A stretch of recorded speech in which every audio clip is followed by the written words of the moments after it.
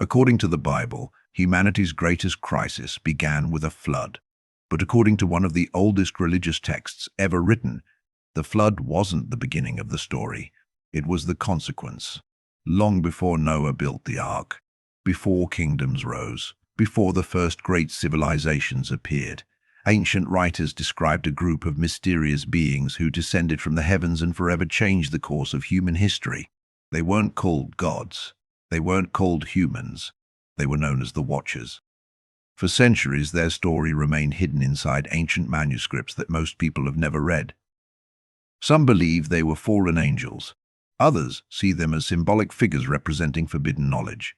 And modern speculation has transformed them into everything from extraterrestrials to forgotten rulers of an ancient world. But who were the Watchers according to the oldest surviving texts?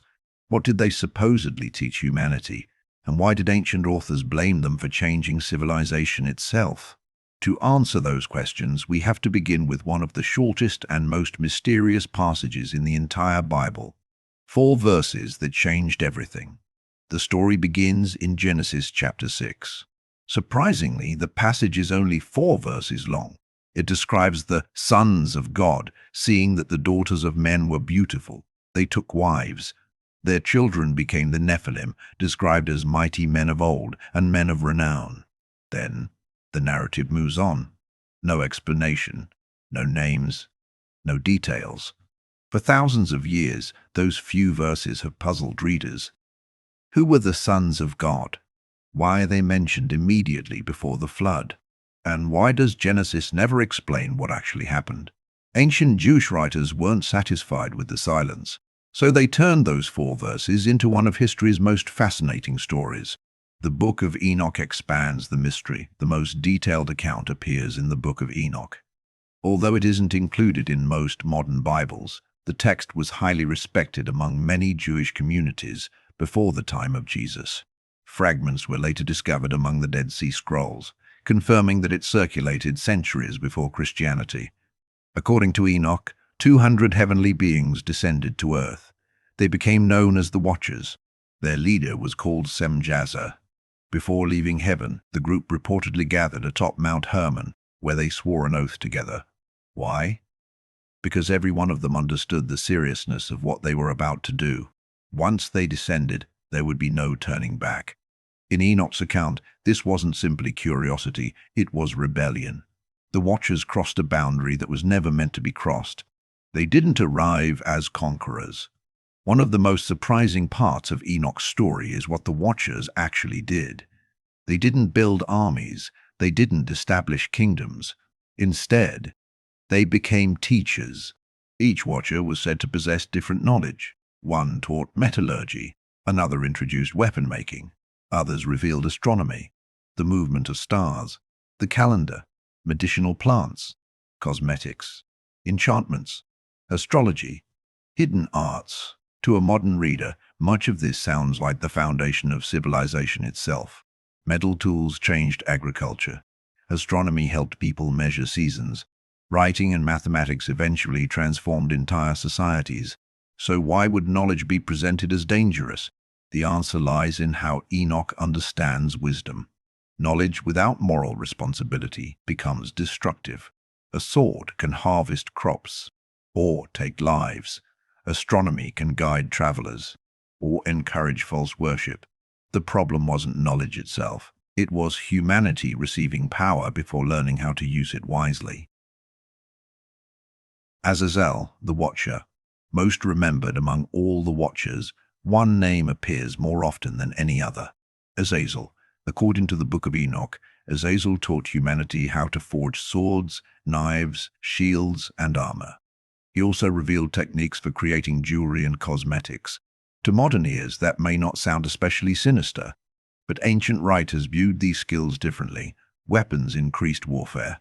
Luxury encouraged pride. Vanity distracted people from spiritual life. Whether or not one agrees with that interpretation, it reveals something important about the ancient world. Technology wasn't automatically viewed as progress. Every invention carried consequences.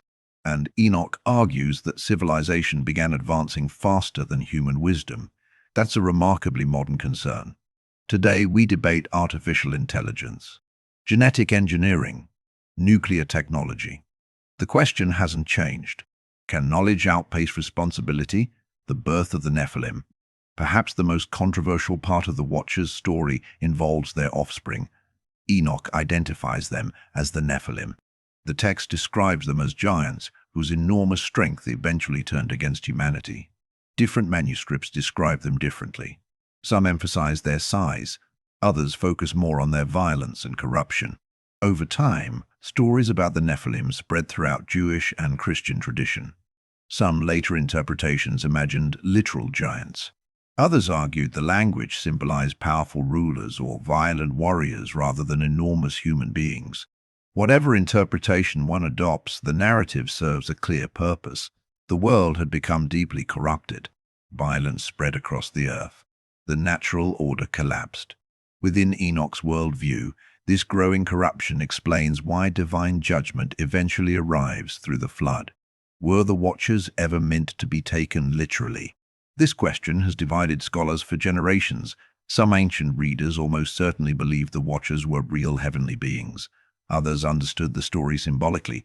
Throughout history, many theologians have interpreted the Watchers as representing humanity's tendency to misuse power, seek forbidden knowledge, and ignore moral boundaries. The narrative becomes less about supernatural beings and more about human choices. Interestingly, similar themes appear across many ancient civilizations. Greek mythology tells of Prometheus, who steals fire from the gods and gives it to humanity. Mesopotamian traditions describe divine beings teaching kings sacred knowledge. Even outside the Bible, ancient cultures repeatedly explored the same question. What happens when humanity receives power before it develops wisdom? The answer, they often concluded, was rarely good. Why the story refused to disappear? If the Book of Enoch had simply vanished, the Watchers might have become nothing more than an obscure footnote in religious history. Instead, their story endured. Jewish scholars debated it. Early Christian writers referred to it. Fragments survived in remote monasteries, and when the Dead Sea Scrolls were discovered in the 20th century, the Watchers returned to the center of historical discussion once again. Why? Because the story attempts to answer questions that have never stopped haunting humanity. Where did evil come from? Why do civilizations rise so quickly and then collapse? Can knowledge become dangerous when wisdom fails to keep pace? The Watchers weren't remembered because they were mysterious. They were remembered because they offered an explanation for why the world seemed so broken.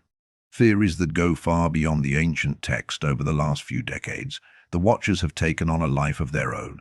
Books, documentaries, and internet forums have connected them to nearly every ancient mystery imaginable. Some claim the Watchers were extraterrestrials who genetically altered early humans. Others argue they were survivors of an advanced civilization destroyed before recorded history. Still others believe they became the rulers remembered as the gods of Egypt, Sumer, and Greece. These theories attract millions of readers. But it's important to separate modern speculation from ancient sources. The Book of Enoch never describes spaceships. It never claims the Watchers built the pyramids. It never mentions advanced technology hidden beneath the earth. Those ideas emerged thousands of years later. The original text tells a very different story. Its focus isn't lost technology, it's moral responsibility. The danger wasn't that humanity learned too much. The danger was receiving knowledge without the wisdom to use it well. Echoes in other ancient traditions. One reason the Watchers continue to fascinate historians is that similar themes appear in cultures far beyond ancient Israel. In Greek mythology, Prometheus steals fire from the gods and gives it to humanity, changing civilization forever. In Mesopotamian tradition, divine beings known as the Apkallu are said to have brought wisdom, writing, architecture, and law to early kings. Egyptian texts describe gods teaching sacred knowledge before withdrawing from the human world. These stories aren't identical. They emerged in different cultures, languages, and historical periods. But they all wrestle with the same question. Where did civilization's earliest knowledge come from? Ancient societies often answered with the same idea. It came from above. Whether that above meant heaven, divine inspiration, symbolic storytelling, or something else entirely depended on the culture telling the story.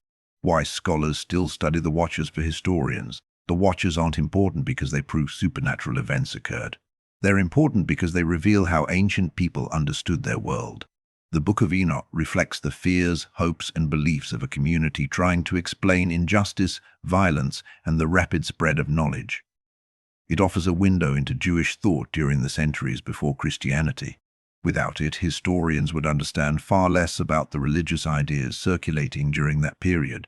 The text also helps explain why certain themes appear later in early Christian writings. Even people who don't accept Enoch as scripture recognize its historical significance. It preserves ideas that influenced generations of readers across the ancient world, a story that still feels relevant. Perhaps that's why the Watchers continue to capture people's imagination, not because everyone believes they literally descended from heaven, but because the central question feels surprisingly modern. Today, humanity possesses technologies capable of transforming the world. Artificial intelligence, genetic engineering, nuclear weapons, space exploration. Every breakthrough creates new possibilities and new risks. The Book of Enoch asks a question that still matters. Can knowledge alone save humanity, or must wisdom grow alongside it? Ancient writers believed power without moral responsibility inevitably leads to destruction. Whether one agrees with that conclusion or not, it's difficult to deny how often history has repeated that lesson. Who were the Watchers? The honest answer depends on where you stand. According to the Book of Enoch, they were heavenly beings who descended to earth, shared forbidden knowledge, and played a central role in the corruption that preceded the flood. To many religious readers, they remain part of a profound spiritual narrative. To historians, they represent one of the most influential traditions preserved in ancient Jewish literature. To others, they are symbols of humanity's complicated relationship with knowledge, ambition, and power. What they are not is a mystery solved beyond debate. Their story survives because it continues asking questions that every generation eventually faces. How much knowledge is too much? Can progress exist without responsibility? And what happens when humanity reaches for power before it's ready to bear its consequences? Perhaps that's why, after more than 2,000 years, the Watchers still haven't disappeared. Because some stories survive not by answering history's greatest questions, but by ensuring we never stop asking them.